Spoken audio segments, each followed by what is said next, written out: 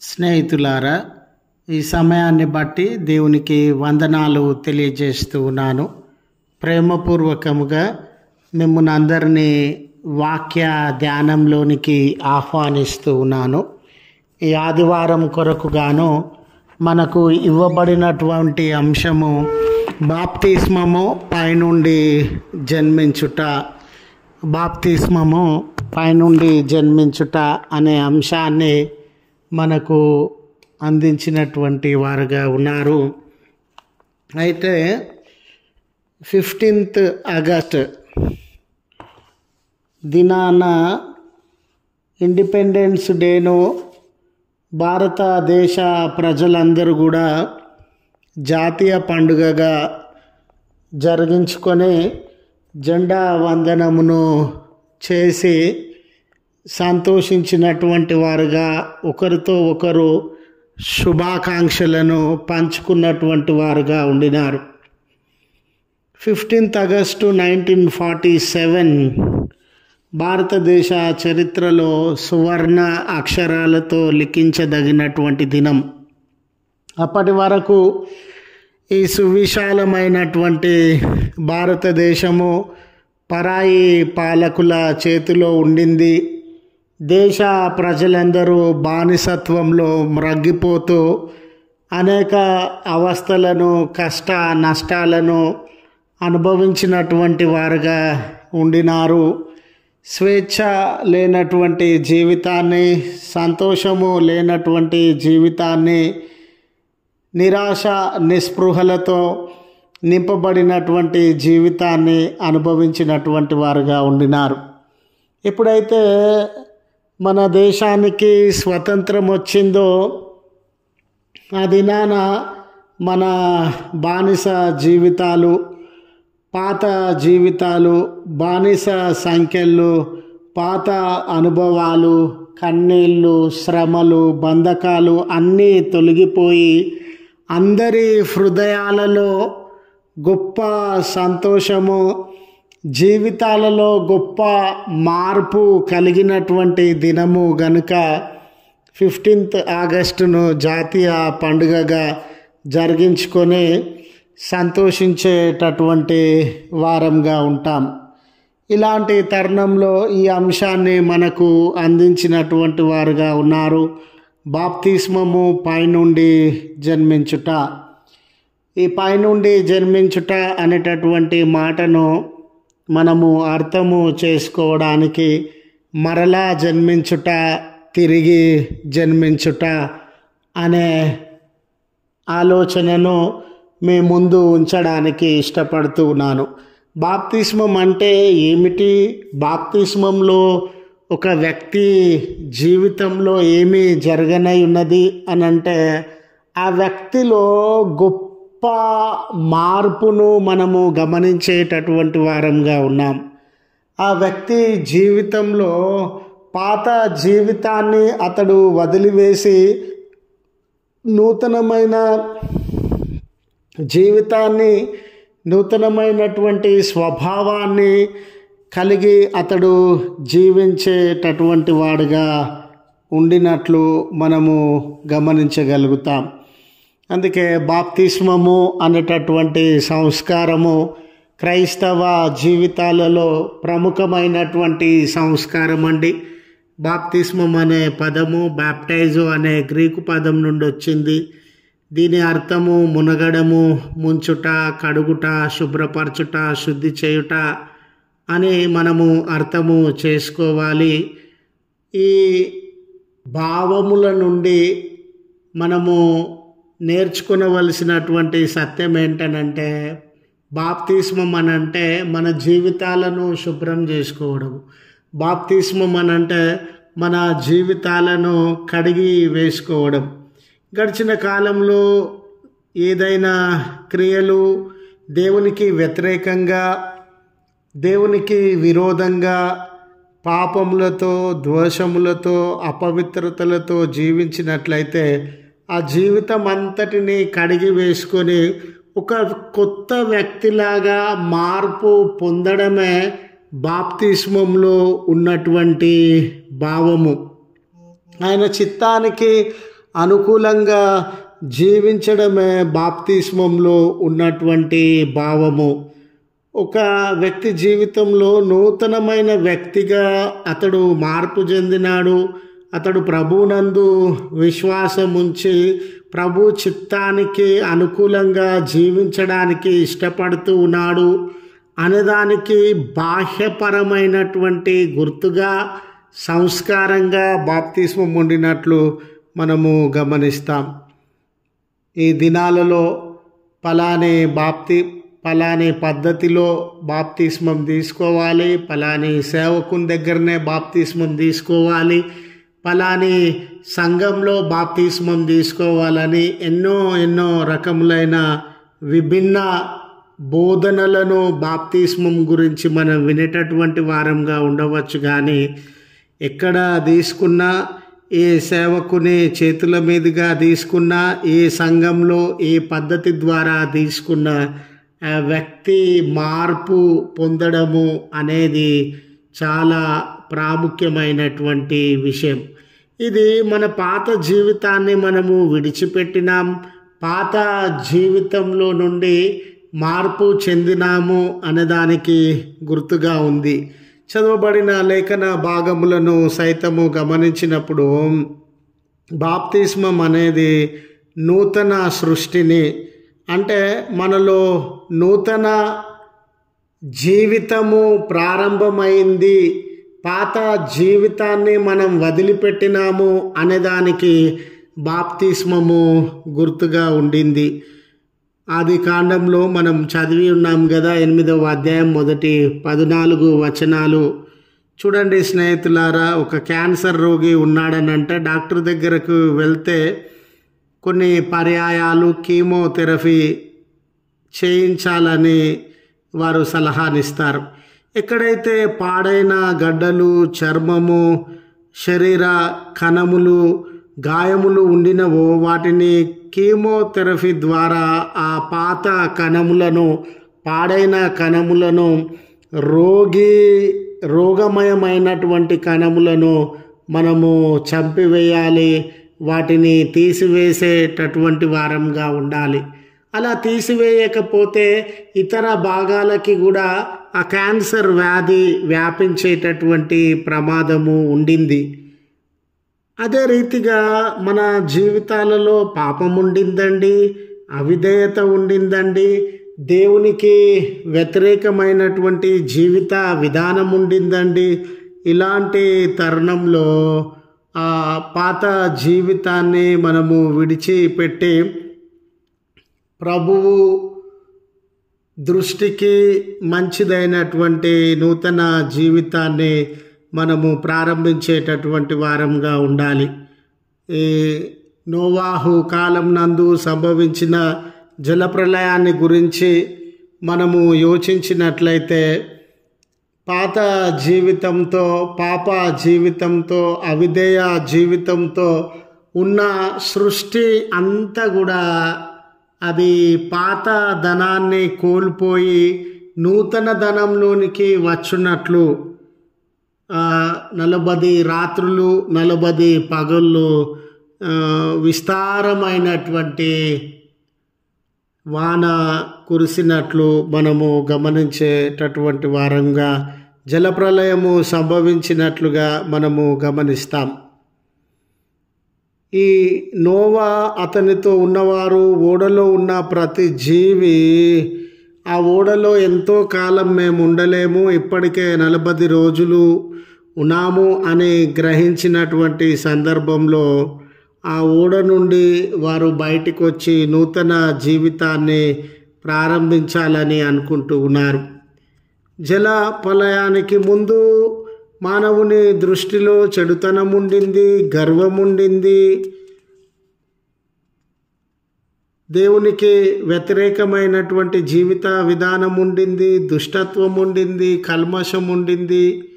వీటన్నిటినీ తుడిచివేసి దేవుడు అక్కడ నూతన ప్రారంభాన్ని కలుగజేస్తున్నటువంటి దేవుడుగా ఉండినాడు. నీళ్లలో పనికిరానిదంతా కప్పివేయబడింది, నీళ్లతో పనికిరానిదంతా కూడా నాశనము చేయబడింది, కనబడకుండా ఉనికిలో లేకుండా చేయబడింది. ఇక్కడ నోవాహు ద్వారా తిరిగి నూతన సృష్టి అనేది, నూతన జీవితము అనేది ప్రారంభమవుతూ ఉన్నట్లుగా మనము అర్థము చేసుకోవాలి. ఇన్ని రోజులున్న అవిధేయత, కలహము, మోసము, గర్వము, బలాత్కారము ఇవి కనబడకుండా పాతిపెట్టబడినటువంటి స్థితిలో అవి ఉంచబడినవి. 3 నెలల తర్వాత నీళ్లు తగ్గినాయండి. జలప్రలయం ద్వారా కలిగినటువంటి నీళ్లు ఈ 3 నెలలలో ఆ నీళ్ళ ద్వారా అప్పటి వరకు ఉన్నటువంటి పాత సృష్టి అంతా కూడా, ఆ కలుషితమైనటువంటి సృష్టి అంతా కూడా అది తరిగిపోయి కనబడకుండా తీసివేయబడి నూతన పరచబడినట్లుగా మనము గమనిస్తూ ఉన్నాం. అయితే వారు ఓడ నుండి బయటికి రావాలనుకున్నప్పుడు మొదట కాకిని, స్నేహితులారా బయటి ప్రపంచంలోనికి వారు పంపినారు. అయితే ఈ కాకి నూతన సృష్టి వైపు కానీ, నూతనమైనటువంటి ప్రారంభం వైపు కానీ, నూతనమైనటువంటి జీవితం వైపు కానీ చూడకుండా ఆ జలప్రలయంలో ఏదైతే ఇంకా మురికి మిగిలి ఉందో, శవములు మిగిలి ఉన్నావో వాటిని తినుచు మరి ఓడలో ఉన్నటువంటి నోవాహును మర్చిపోయినటువంటిదిగా ఉండింది. పావురాన్ని పంపినప్పుడు అది ఒలీవ చెట్టు ఆకును తీసుకొని వచ్చి నోవా గారికి ఇచ్చినట్లుగా ఉండింది. ఇక్కడ బాప్తిస్మంలో మన జీవితము నూతనపరచబడిందని, మన క్రియలు, ఆలోచనలు నూతనపరచబడినవని, ఒక నూతనమైన స్వభావంతో, ఆలోచనలతో మనం బ్రతకడానికి సిద్ధంగా ఉన్నామని, ఈ కాకిలాగా కాకుండా పావురంలాగా ఒక నూతనమైనటువంటి దర్శనాన్ని, నూతనమైనటువంటి జీవితాన్ని మనము కలిగి ఉన్నామని ఈ భాగంలో మనము గ్రహించవలసినటువంటి వారంగా ఉన్నాం. రెండవ విషయాన్ని గమనించినట్లయితే బాప్తిస్మం అంటే ఏంటనంటే ఆత్మానుసారమైనటువంటి జీవితము. ఇన్ని రోజులు నీ జీవితంలో ఎవరి పెత్తనం నడిచింది? ఎవరి మాటను నువ్వు వినినటువంటి వాడవుగా ఉన్నావు? ఎవరిని అనుసరించినటువంటి వాడవుగా ఉన్నావు అని అంటే నీ సొంత ఆలోచనను, సొంత జ్ఞానాన్ని, అది చెడుదైనప్పటికీ, అది మోసపూరితమైనప్పటికీ, అది దేవునికి వ్యతిరేకమైనప్పటికీ నిన్ను నీవే కేంద్రంగా చేసుకొని జీవించినటువంటి వాడవుగా ఉండవచ్చు. అయితే బాప్తిస్మ కార్యమునందు మనలను మనము కేంద్రంగా చేసుకొని జీవించకుండా పరిశుద్ధాత్మ దేవుడు మనకు సహాయకుడుగా ఉండి, గురువుగా ఉండి, ఆయన మనలను నడిపించేటటువంటి వాడని, ఆయన మీద ఆధారపడి పరిశుద్ధాత్మానుసారమైన జీవితంలోనికి ప్రవేశించడాన్నే మనము బాప్తిస్మంగా అర్థము చేసుకోవాలి. యేసు జీవించిన కాలం నాడు పరిసయ్యులు అనేవారు యూదా మతానికి పెద్దలుగా, నాయకులుగా, ధర్మశాస్త్రం నందు నిష్ట కలిగినటువంటి వారుగా, ఇతరులకు బోధించేటటువంటి వారుగా ఉన్నారు. వాళ్ళ దృష్టిలో ఉన్నటువంటి ఆలోచన ఏంటనంటే ధర్మశాస్త్రాన్ని చదవడమే గొప్ప విషయము, ధర్మశాస్త్రాన్ని బోధించడమే గొప్ప విషయము అని వారు అనుకున్నారు. కానీ ధర్మశాస్త్రాన్ని అనుసరించి నడవడము లో వారు విఫలమైనటువంటి వారుగా ఉన్నారు. వారి జీవితంలో మంచికి కానీ, దయకు కానీ, కనికరానికి కానీ, ఓర్పుకు కానీ, అంగీకారానికి కానీ, సహనానికి కానీ స్థలము లేనటువంటి వారుగా వారు జీవించినారు. అలాంటి తరుణంలో ఈ పరిసయ్యుల గుంపుకు చెందినటువంటి నికోదేము అనే వ్యక్తి రాత్రి వేళ ప్రభు యొద్దకు వచ్చుచూ ఉన్నారు. రాత్రి వేళ ఎందుకు వచ్చుచూ ఉన్నారు? మరి పగలు సమయంలో అతడు వచ్చి ఉండవచ్చును కదా అని అంటే యూదులకు భయపడండి. ఒకవేళ యేసు ప్రభువును కలుస్తూ ఉన్నాడు, యేసు ప్రభువు బోధ వింటూ ఉన్నాడు అని యూదులకి తెలిస్తే, యూద మత పెద్దలకి తెలిస్తే అతన్ని వారి యొక్క సమాజ మందిరం నుండి వెలివేసే పరిస్థితి ఉండింది. ఇటు ప్రభువు వైపు 100% ఉండడానికి అతనికి ఇష్టం లేదు, అటు యూదుల మత పెద్దల వైపు 100% ఉండడము అతనికి ఇష్టం లేదు. 2 పడవల మీద ఆయన సవారీ చేస్తూ ఉన్నాడు, 2 పడవల మీద ప్రయాణం చేస్తూ ఉన్నాడు. ఇటు యూదా మత పెద్దలతో మంచిగానే ఉండాలని ఆశపడుతూ ఉన్నాడు, అటు యేసు ప్రభుల వారితో కూడా మంచిగానే ఉండాలని ఆశపడుతూ ఉన్నాడు. ఈ రోజుల్లో కూడా మనము ఇటు శరీర సంబంధమైనటువంటి జీవితాన్ని, అటు ఆత్మ సంబంధమైన జీవితాన్ని రెండిటిని కూడా కలిపి జీవించడానికి ఇష్టపడేటటువంటి వారంగా ఉన్నాము.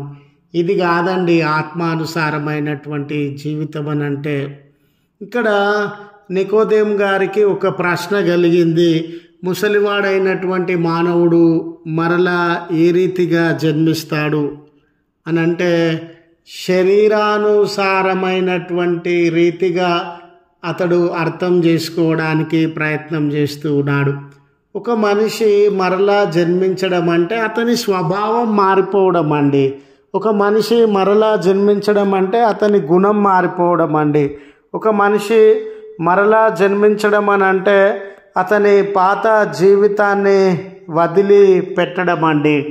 ఇది పరిశుద్ధాత్మ దేవుని సహాయము వలన మనలో కలిగేటటువంటి మార్పుగా మనము గమనించేటటువంటి వారంగా ఉండాలి స్నేహితులారా. వాళ్ళ స్వభావము మారుతూ ఉంది అనే విషయాన్ని మనము గుర్తించేటటువంటి వారంగా. మరి ఆత్మానుసారమైన జీవితం అంటే స్నేహితులారా, ఆత్మానుసారమైనటువంటి జీవితము అంటే బాప్తిస్మమును ఎప్పుడైతే ప్రభు నామమును మనము పొందినటువంటి వారంగా ఉన్నామో, పరిశుద్ధాత్మ దేవుడు మన జీవితంలో ఆవరించినటువంటి వాడుగా, పరిశుద్ధాత్మ యొక్క అధికారము, పరిశుద్ధాత్మ యొక్క నడిపింపు, పరిశుద్ధాత్మ యొక్క నడిపింపు మన జీవితాలు అవి ప్రేరేపించబడినటువంటివిగా ఉంటవి. మన జీవితంలో మన ఆలోచన, మన చిత్తము, మన నిర్ణయాలు కాదు, పరిశుద్ధాత్ముడైనటువంటి దేవుని మీద ఆధారపడి ఆయన సలహాల మేరకు, ఆయన ఆలోచనల మేరకు మనము జీవించేటటువంటి వారంగా ఉంటాం. 3వ విషయము కొలసీలకు రాసిన పత్రిక 3వ అధ్యాయము మొదటి 11 వచనాలను గమనించినట్లయితే, పరిశుద్ధ బాప్తిస్మం అంటే ఏంటనంటే పరలోక సంబంధమైన విషయాలపైన దృష్టి నిలపడం. ఈ లోకంలో మనము జన్మించినాం, ఈ లోకంలో మనము ఎదిగినటువంటి వారంగా ఉన్నాం, ఈ లోక సంబంధమైనటువంటి వ్యక్తులుగానే జీవించడానికి ఇష్టపడేటటువంటి వారంగా ఉన్నాం. అయితే ఈ లోక సంబంధమైనటువంటి జీవితాన్ని జీవించుచు దేవుణ్ణి మనము సంతోషపరచలేం. శరీరమును ఆధారం చేసుకొని జీవించడం అనేది మన కొరకు మనం జీవించడం అండి. మన గొప్పతనం కొరకు, మన పేరు కొరకు, మన కోరికల కొరకు, మన స్వార్థం కొరకు, మన పగలు, మన అసూయ, ఈర్ష్యల కొరకు జీవించడం. ఇది లోకానుసారమైనటువంటి జీవితం, పరలోక సంబంధమైనటువంటి జీవితం కాదు. ఇది దైవిక సంబంధమైనటువంటి జీవితం కాదు. ఇది ఒక బాప్తిస్మమును తీసుకున్నటువంటి వ్యక్తి జీవించేటటువంటి జీవితము కాదు ఇది. మీరు చూడండి, ఈ రకంగా జీవించిన సంసోను, అనానియా, సపీరా, ఏషావు, హేరోదు వీరందరూ కూడా పతనమైపోయినట్లుగా మనము గమనించగలుగుతాం.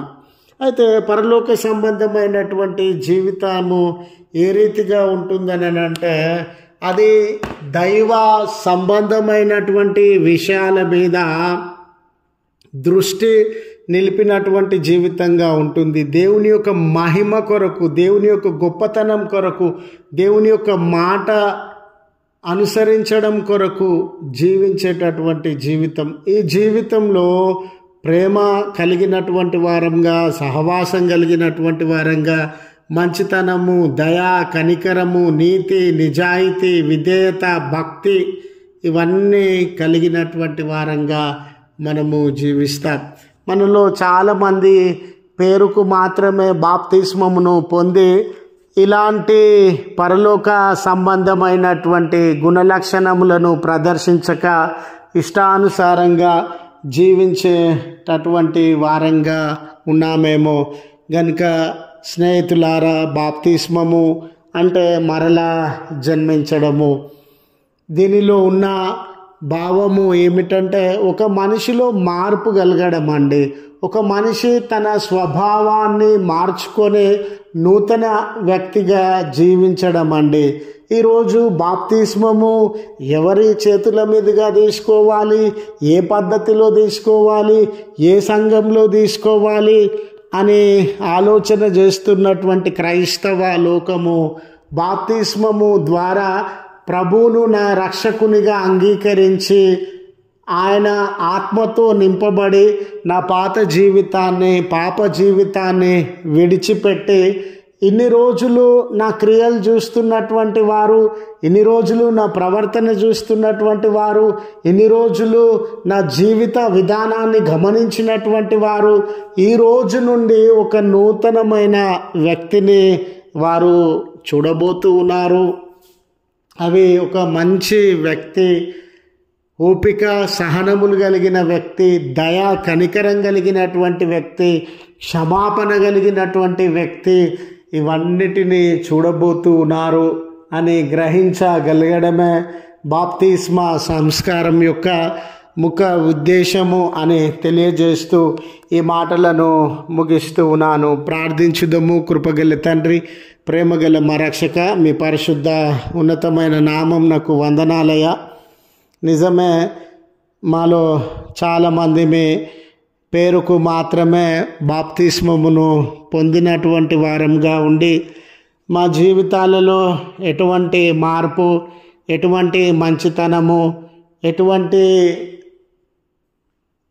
జీవిత విధానంలో మార్పు కలగకుండా మా ఇష్టానుసారంగానే, మా స్వభావాన్ని మార్చుకునకుండానే జీవించేటటువంటి వారంగా ఉన్నాం. కనుక మరొక పర్యాయం బాప్తిస్మమునకు సంబంధించిన ఈ అంశము వినుచునుండగా మా జీవితములలో స్పష్టమైన నిజమైన మార్పు పొందడమే బాప్తిస్మం యొక్క ముఖ్య ఉద్దేశం అని పరిశుద్ధాత్మ దేవా, మాలో ఒక్కొక్కరిని మీరు ఆవరించండి, మా జీవితములను నూతనపరచండి, పరలోక సంబంధమైన గుణలక్షణాలతో మమ్మల్ని నింపుమని క్రీస్తు పేరట వేడుకొనుచు నాము తండ్రి. ఆమెన్.